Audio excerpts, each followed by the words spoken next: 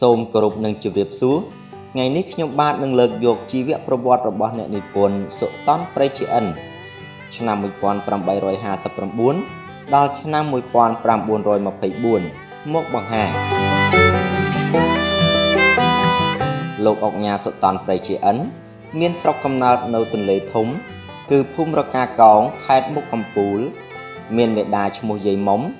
និងបិតាឈ្មោះបញ្ចង់កែកើតថ្ងៃច័ន្ទខែអាសាឍឆ្នាំវកត្រូវនឹងថ្ងៃទី22ស៊ូយេតឆ្នាំ1859នៅភូមិរកាកោងស្រុកមុខកំពូលខេត្តកណ្ដាលកាលអាយុ10ឆ្នាំលោកបានចូលទៅនៅវត្តសិក្សាអក្សរខ្មែរអាយុ15ឆ្នាំចេញរៀនប្រែព្រះបរិយ័តបួសជាសាមណេរ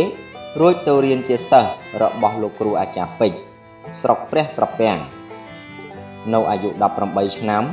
លោកបានទៅរៀននឹងលោកគ្រូព្រះពុទ្ធឃោសាចារ្យប្រាក់នៅវត្តអូណាឡោមក្រុងភ្នំពេញដល់អាយុ19ឆ្នាំលោកបានចូលរៀននឹងលោកគ្រូអាចារ្យសុក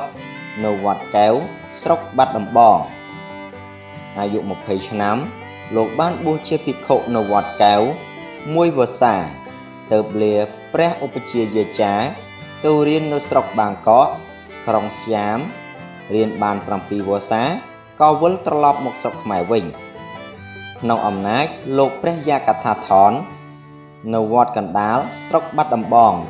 រួមទាំងអស់បាន10វស្សាលាសិក្ខាបទសឹកមកមានបុត្រនិងភរិយានៅភូមិជ្វាធំលោកកថាថនឈុំចិញ្ចឹម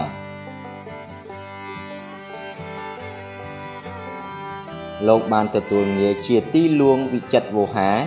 បានតែងនឹងប្រែបាលីជាសម្រាយមានឈ្មោះ44ឈ្មោះជាសៀវភៅខ្លះចាស្លឹករឹតខ្លះលុះអាយុបាន55ឆ្នាំរាជការក្រុងភ្នំពេញបានតែងតាំងលោកជាអុកញ៉ាសុតនព្រៃជាអិនប្រោសឲ្យជួយតែងសពវចនាធិបាយខ្មែរនៅទីសាលាបាលីក្នុងរវាងអាយុ55ឆ្នាំ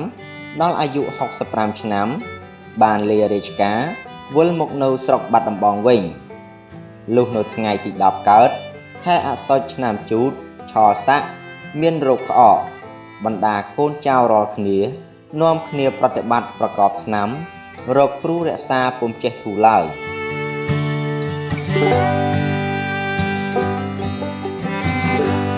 លុះដល់ថ្ងៃអាទិត្យ12កើតខែកដឹកឆ្នាំជូតឆស័កលោកក៏ទទួលអនិច្ចកម្មនៅវេលាម៉ោង8ព្រឹកគឺថ្ងៃ8វិច្ឆិកាឆ្នាំ1924ស្នាដៃរបស់លោករួមមានគតិលោក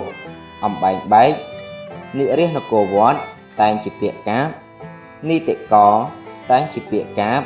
សុភាសិតច្បាប់ស្រីក្បួនមេកាព្យសត្វឥន្ទ្រីរបស់ព្រះឥសូរនិងស្នាដៃដទៃទៀតជាច្រើនបូកសរុបទាំងអស់ចំនួន44មុខបាទជីវប្រវត្តិរបស់លោកអុកញ៉ាសុតនព្រៃជាអិនដែលខ្ញុំបានលើកយកមកនៅពេលនេះចប់តែប៉ុណ្ណេះសូមអរគុណសូមគោរពលា